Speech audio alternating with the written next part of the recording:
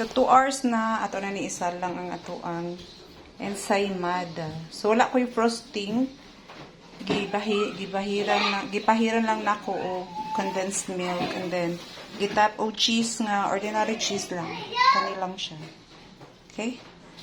Let's do it. Okay, so maghulat ta og 20 minutes. Tanaw na to ni gun sa ni gamaan ni. Ordinary cheese ra na sa ibabaw. Kuya kayo ako ang kuno. Naidag ko, naisay gagmay. Wa man gud ni nako timbanga pud. So ako rang gilargo og bahin-bahin ay kanang gi-slice ba. Lah, ginaog ako sa ubos inang ano, nahimo na siyang negro. Na siya negro na siya.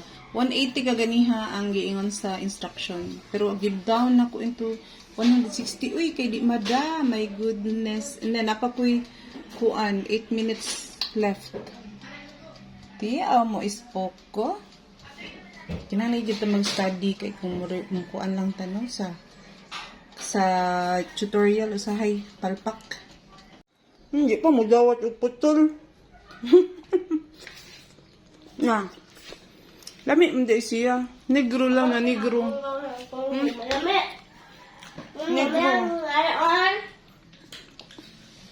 Taas ra kayo ang 180 degrees na temperature. Gidaan ako 160 kay nablaka ko sa kanigro niya.